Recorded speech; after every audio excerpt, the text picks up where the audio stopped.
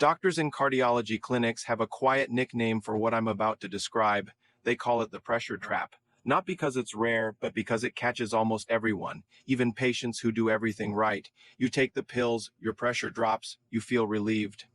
And then a few months later, your doctor quietly increases the dosage again. Sound familiar? If it does, stay with me carefully, because what you're about to hear changes how most people understand high blood pressure forever.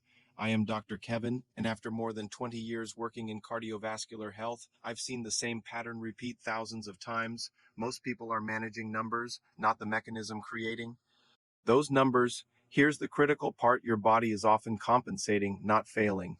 And once you understand what it's compensating for, everything about blood pressure begins to look completely different. Here's something your cardiology appointment probably never explained. Your brain weighs only about 3 pounds, but it consumes nearly 25% of all the oxygen in your body every single minute. The brain does not store oxygen. It depends completely on constant circulation through blood vessels running through your neck arteries. Carry oxygen-rich blood upward. Veins carry used blood back down. But when those veins become partially compressed, blood flow slows and oxygen delivery drops below what the brain considers safe. The brain reacts immediately. It sends a direct signal to the heart: increase pressure, force more blood through, compensate for the restriction. This is the insight that changes how many people understand hypertension forever. In many cases, the pressure isn't rising because the heart is weak. It's rising because the brain is demanding more circulation to maintain survival. Now here's the part that surprises most people. The restriction affecting blood flow is often not a tumor or blocked artery. In many cases, it's chronic muscular tension in the neck. Years of stress, forward posture, screen time, poor sleeping positions, and unconscious tension gradually tighten the muscles surrounding the blood vessels. Supplying the brain, the body adapts so slowly that most people never notice the change happening, but the brain notices immediately. Even a small reduction in venous drainage can create a compensatory rise in blood pressure. This is why some people constantly chase better numbers with medication while the underlying restriction remains completely untouched. The body continues compensating because the mechanical problem never fully resolves. Once you understand that pressure can be a response instead of a defect, the entire strategy for improving circulation begins to change. Before we even begin the exercises, there is one preparation step that dramatically improves their effectiveness. Hydration. Blood viscosity, how thick or thin your blood is, directly affects how easily circulation moves through partially narrowed vessels. Dehydrated blood becomes thicker. Thicker blood requires more pressure to move efficiently through restricted pathways. That's why every morning should begin with warm water. Drink 300 to 400 milliliters before coffee, before breakfast, before anything else. Not cold water, warm water around 45 degrees, warm enough to feel comfortable in your throat, not hot enough to burn. Warm water activates the parasympathetic nervous system and helps vascular walls relax naturally. Cold water often does the opposite by triggering mild constriction throughout the vascular system. It sounds simple, but small physiological shifts repeated daily create major long-term effects inside the circulatory system. Now let's move to the first exercise. Reach up and touch the sides of your neck. You'll feel two thick cord-like muscles running diagonally from behind your ears toward your collarbone. These are the sternocleidomastid muscles. Anatomically, they sit directly around the vascular bundle supplying blood to your brain. Years of tension can cause these muscles to act like a slow clamp around circulation, not fully blocking blood flow, just restricting it enough for the brain to demand higher pressure. Here's how to release them. Sit upright with your feet flat on the floor. Place 3 fingers gently on the muscle just below your ear. Turn your head slightly to the opposite side so the muscle becomes more visible. Apply gentle pressure, not force. Then slowly rotate your head away about 45 degrees. Hold for 3 seconds and return to center. Repeat 5 times on each side. Slow, controlled movement is the key, not aggressive stretching. Now let's move deeper into the neck, because the neck's muscles are almost never discussed in conversations about blood pressure. Beneath the sternocleidomastid muscles sits another group called the scalene muscles. There are 3 on each side, running from the cervical spine down toward the ribs. Their main role is assisting breathing, especially during inhalation. But here's why they matter so much. The anterior scalene muscle sits directly beside the subclavian artery and important nerve pathways connected to the sympathetic nervous system, the fight or flight system. When these muscles become chronically tight, they don't just influence circulation, they continuously stimulate stress signaling inside the body. Blood vessels remain partially constricted around the clock. This is why some people struggle to lower blood pressure even when trying relaxation techniques.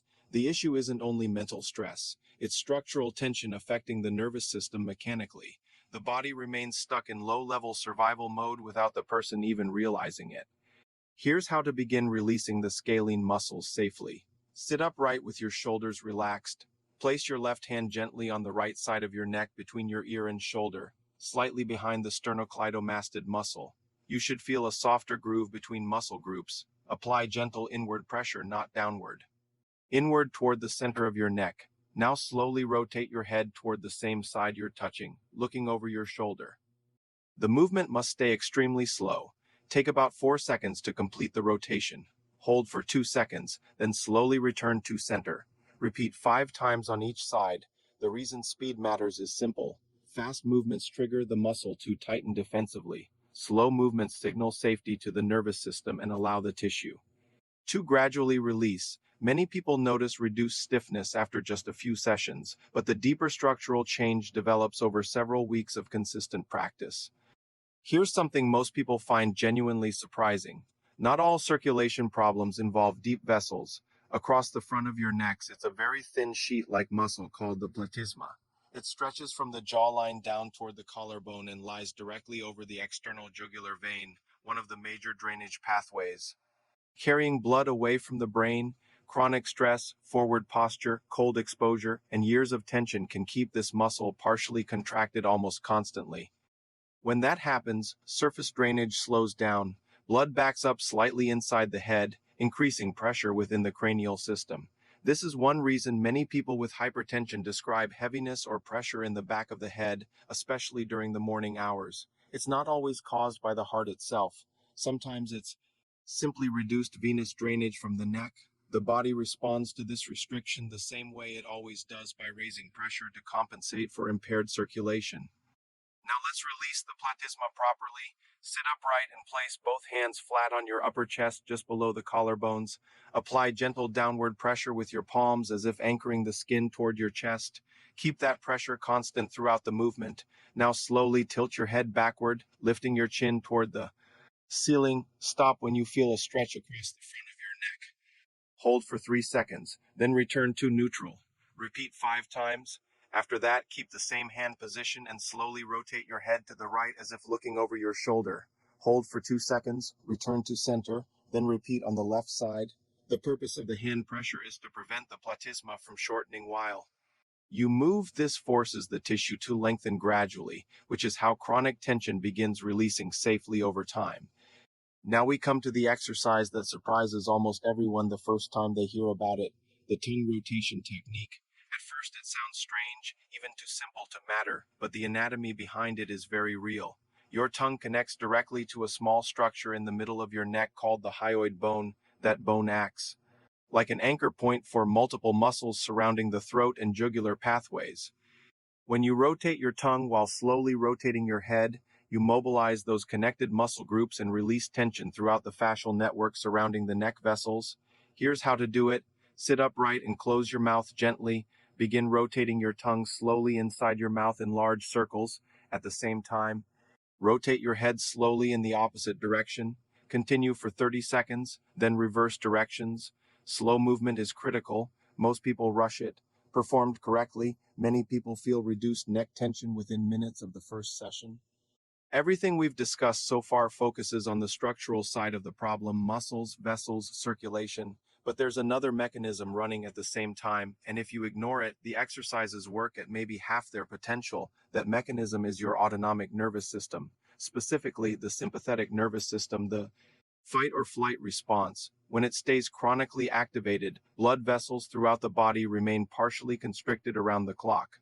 Most men over 50 live in this state without realizing it. Stress, deadlines, financial pressure, years of accumulated tension, the body interprets all of it as danger. The result is elevated baseline pressure even during rest. This is why many people feel constantly on edge physically, even when sitting quietly. The body never fully relaxes. The parasympathetic nervous system is the opposite state: rest, recovery, repair, and activating it intentionally becomes one of the most powerful ways to reduce unnecessary vascular tension naturally. Now let's activate the parasympathetic nervous system directly. The technique is called box breathing, simple but extremely powerful physiologically. Here's how it works. First, inhale slowly through your nose for 10 seconds. No rushing, fill the lungs gradually. Then hold your breath gently for another 10 seconds. No strain, just controlled stillness. After that, exhale slowly through your mouth for a full 10 seconds, emptying the lungs completely. Then hold again with empty lungs for 10 seconds before beginning the next cycle. That creates one full 40-second cycle. Repeat 5 times total. The entire process takes just over 3 minutes. But during those few minutes, your nervous system receives a completely different signal. Heart rate slows, vessel walls relax, adrenal stress output decreases. Blood pressure often drops naturally because the body finally exits chronic fight or flight mode. Many people notice calmer breathing and reduced head pressure almost immediately after practicing consistently. Now stop for a second, because this is the exact point where most people fail with this protocol. Not because the exercises don't work, but because they apply them incorrectly. The biggest mistake is ignoring sequence. These muscle groups are layered anatomically from surface to deep. If you try releasing the deeper muscles before calming the nervous system and relaxing the superficial layers first, the body resists the movement. The muscles tighten against each other instead of releasing. That's why the correct order matters so much. First box breathing, then platysma release, then sternocleidomastoid work, then the deeper scalene muscles. Finally, the tongue rotation exercise last as the integrating movement. Nervous system first, surface to deep afterward.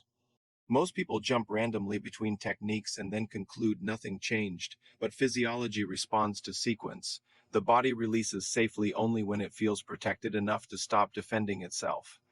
The second major mistake is even more common. People feel slight improvement after 3 or 4 days and stop, but the tension inside these tissues did not develop in 1 week.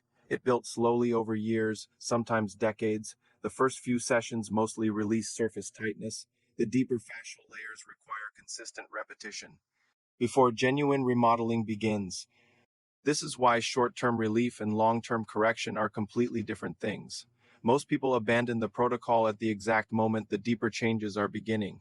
15 minutes per day sounds simple, but consistency is what determines whether the body truly recalibrates circulation patterns over time.